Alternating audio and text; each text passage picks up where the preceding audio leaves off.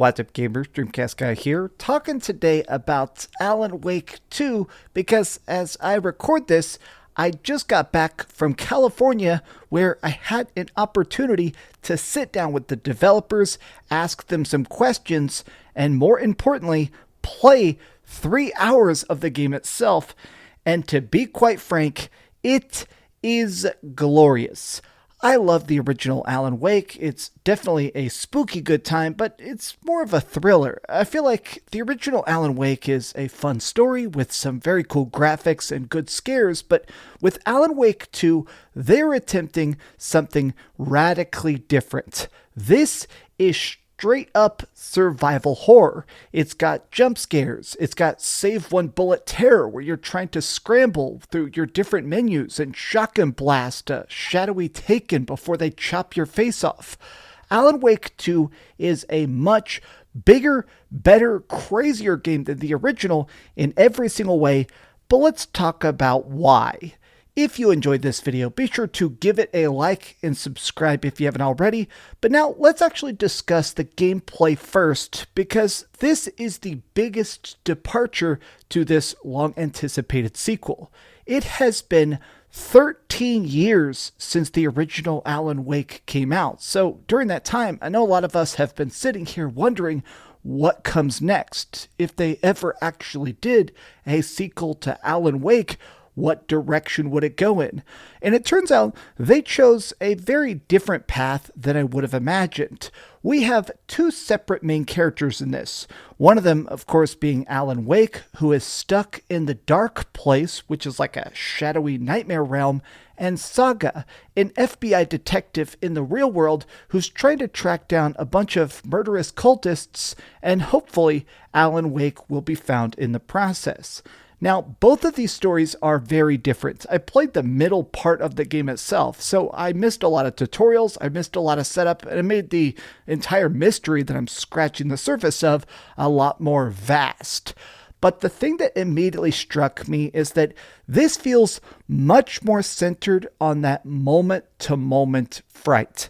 I feel like a lot of survival horror, sometimes they try and bog you down with a ton of different enemies at once. Instead of having one tough foe, you'll have 20 weak guys that you can hit with a grenade or a flashbang or a couple good strikes from a machine gun.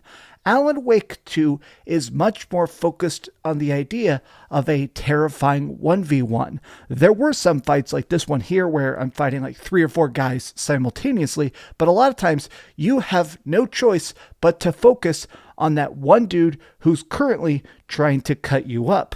Now, if you've never played Alan Wake, these creatures are called the Taken. They're people that have been filled by the darkness. Now, in order to fight back against that, they need to be cleansed with light. So this means that you're trying to use your flashlight to push the darkness off, and then once they're susceptible to damage, blast them.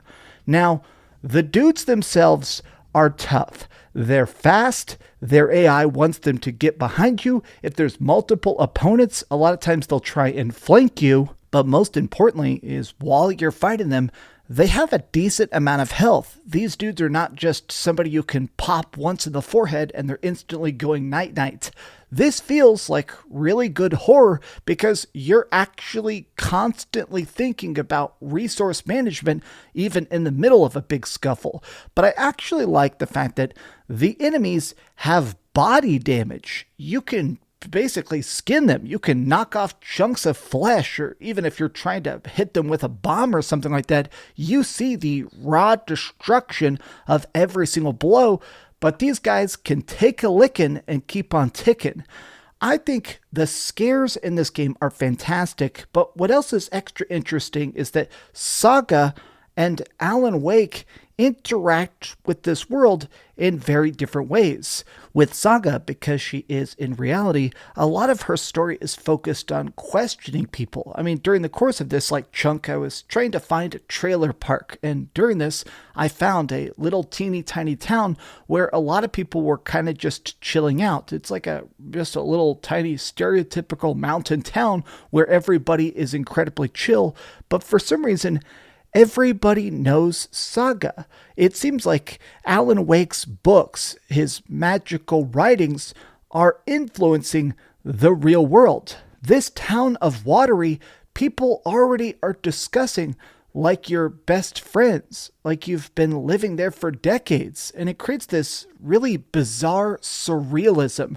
I have to admit, already, after having just played 3 hours of it, I want to beat this game so bad. I mean, actually getting a chance to quiz people, to figure out answers, to try and progress on this very murky storyline has me deeply, deeply intrigued.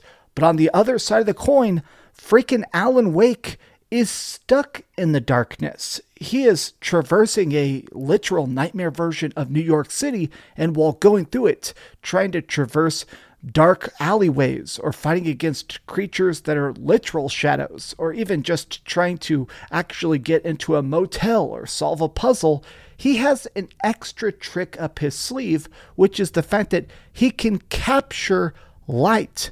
Using this magical lamp, you can pull down certain light sources and carry it with you to change the landscape. If there's a lamp burnt out in one space, maybe turning on a different lamp will end up making it so that a stairway appears or a doorway goes to a different location.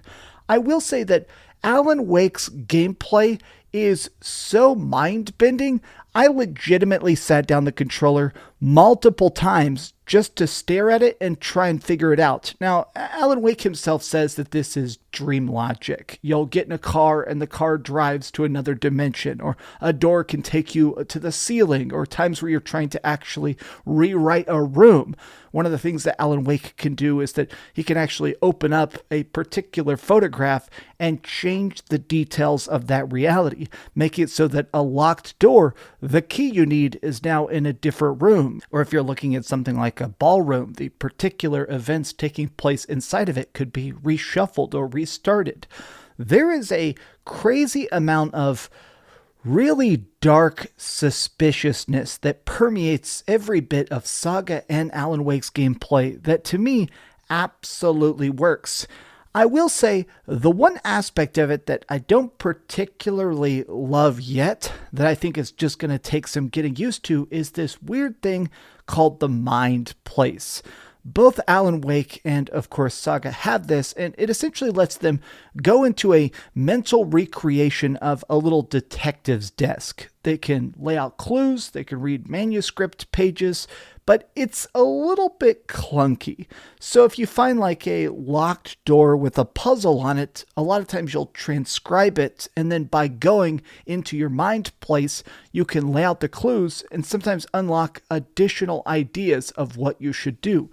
Now, maybe it's just because I'm starting in the middle of the game, so it's not second nature yet, but I do kind of think that it feels a bit weird sometimes when I'm in the moment and I'm exploring like a creepy theme park and broken Ferris wheels that are playing slow-mo, spooky music and stuff, and then I stop that to go look at like a post-it note on a clipboard. It's not bad. It's something that I feel like changes the pacing of an otherwise very smooth style of horror, and it's a bit odd. For the last couple months, I've been incredibly excited for Alan Wake 2, but now that I've had a chance to play it, my hype is about 10 times greater. I had a chance to sit down and actually ask questions to the actors, to the writers, and to Sam Lake himself, the director of the game, and I asked him one simple question. Why now? It's been 13 years since the original Alan Wake. The Remedyverse has expanded so much, and while we have had extra chapters of the Alan Wake tale with things like American Nightmare and of course Control back in 2019, why now? And he straight up said they have been trying to make Alan Wake for years and years and years, and it's taken a while to truly form. It's interesting to me that this is the version of Alan Wake we're going to get. It seems like a very fresh take, and I'm glad that this is what they're going with.